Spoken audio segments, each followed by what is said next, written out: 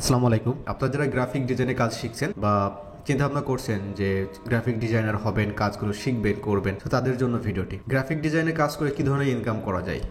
একটা প্রজেক্ট থেকে আপনি $300 ইনকাম করতে পারবেন। এটা জাস্ট একটা এক্সাম্পল।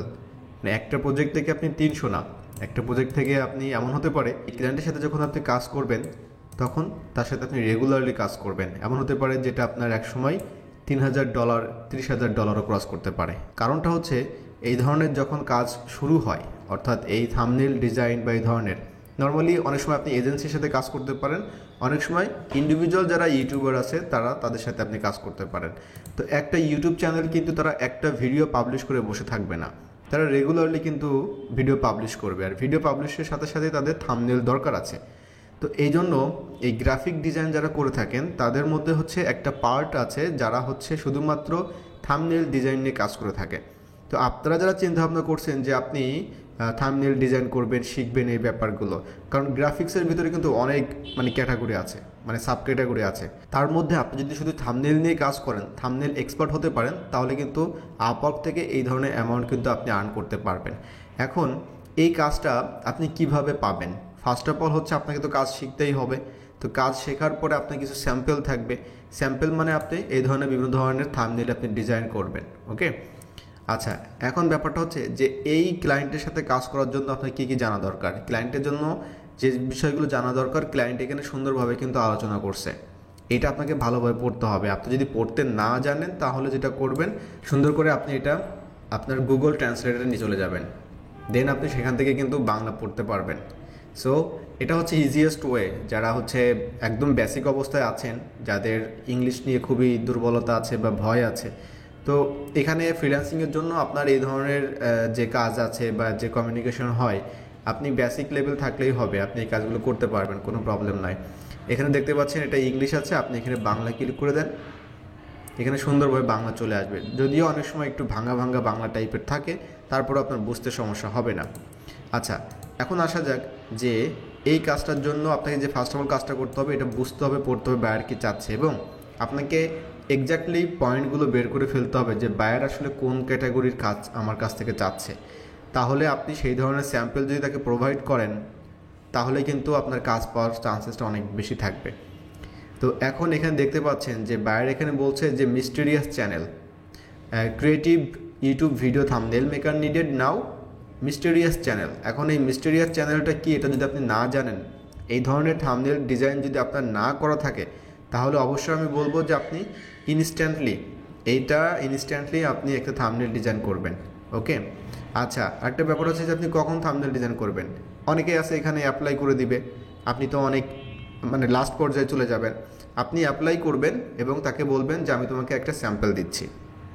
আচ্ছা, এখন মিস্টেরিয়াস চ্যানেলটা কি যদি না জানেন, তাহলে যেটা কাজটা করতে হবে, অবশ্যই আপনাকে কিন্তু ইউটিউবে যেতে হবে, ইউটিউবে সার্চ করতে হবে যে মিস্টেরিয়াস চ্যানেলটা কি। এখন এখানে অধিকাংশ সময় বাংলা বিষয়গুলো আসবে, যেহেতু আমি বাংলাদেশে আছি। তো এখানে মিস্টেরিয়াস বলতে বিভিন্ন ধরনের যে ঘটনাবহুলগুলো, সেটা হতে পারে ভৌতিক, হতে পারে, তারপরে হচ্ছে বিভিন্ন ধরনের সায়েন্স হতে পারে, সায়েন্টিফিক যে ব্যাপারগুলো থাকে এই ধরনের। সো এই ধরনের অনেক ঘটনাবহুল আছে যেগুলো নর্মালি আমাদের পড়লে, জানলে, শুনলে হচ্ছে আমাদের একটু অন্যরকম শিহরণ হয় আর কি। হ্যাঁ, বিভিন্ন ইনফরমেশন আছে, তো সেই ব্যাপারগুলো নিয়ে তো আপনাকে অবশ্যই এই ধরনের কিছু একটা করতে হবে যেখানে মিস্টিরিয়াস ব্যাপার স্যাপার আছে। সো আপনার যদি এই ধরনের কোনো স্যাম্পল থাকে তাহলে খুবই ভালো, আপনি এটা অ্যাটাচ করে দিতে পারবেন। ওকে, আর যদি না থাকে অবশ্যই তার কাছ থেকে বলবেন যে স্যাম্পল আপনি প্রোভাইড করবেন। এখন এই প্রাইসটা হচ্ছে ফিক্সড প্রাইস দেখতে পাচ্ছেন, কিন্তু মজার ব্যাপার হলো যে যখন এই ধরনের ক্লায়েন্টের সাথে আপনি কাজ করবেন, এটা রেগুলার হয়ে যাবে, অর্থাৎ এভরি উইক আপনি তার সাথে কাজ করতে পারবেন। এমন হতে পারে যে আপনার এটা মান্থলিও হতে পারে, এটা আপনার সাথে তার সাথে কন্ট্যাক্ট করতে হবে যখন কাজটা আপনি পাবেন। এমন হতে পারে মান্থলি। সো মান্থলি একটা বাইরের কাছ থেকে যদি আপনি $300 পান, $300 এখান থেকে আপনার হচ্ছে $30 বাদ যাবে। তো $30 বাদ যাওয়ার পরও থাকবে হচ্ছে $270। তো $270 মানে এখন কত, আপনি ক্যালকুলেশন করে বুঝতে পারবেন। সো এই ধরনের অ্যামাউন্ট একটা ক্লায়েন্টের কাছ থেকে আপনি পাচ্ছেন।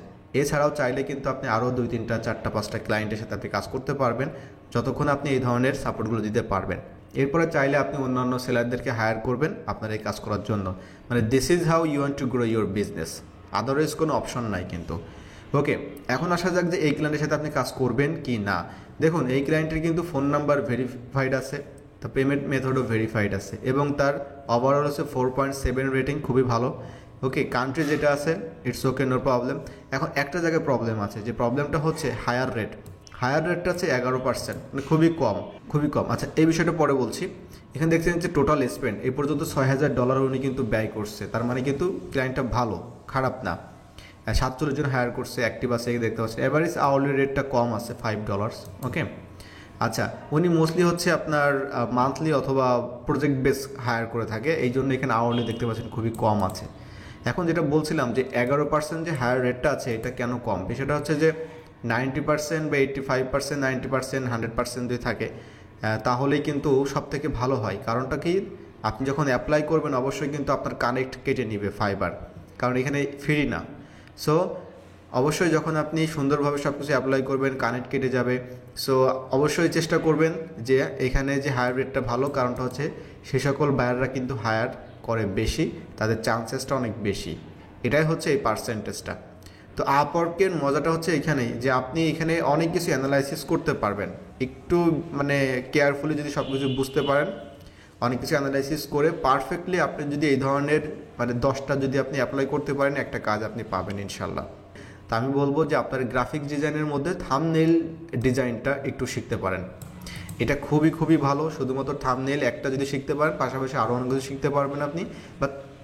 বাট শুরু করতে পারেন থাম্বনেইল দিয়ে, তাহলে আপনি থাম্বনেইল দিয়ে আপওয়ার্কে এই ধরনের কিন্তু অ্যামাউন্ট আপনি ইনকাম করতে পারবেন এবং কাজ কিন্তু আছে অ্যাভেলেবেল। চাইলে বাংলাদেশে অনেক মানুষের সাথে আপনি কাজ করতে পারবেন, বিভিন্ন সেলিব্রিটি আছে, বিভিন্ন ইউটিউব চ্যানেল আছে, ব্লগার আছে, তাদের সাথেও কাজ করতে পারবেন। সো এটা অনেক ভালো একটা সুযোগ আছে। সো ভিডিওটি যদি ভালো লেগে থাকে অবশ্যই কমেন্টে জানাবেন। দেখা হচ্ছে অন্য একটা টিউটোরিয়ালসে। ভালো থাকবেন সবাই, আল্লাহ হাফেজ।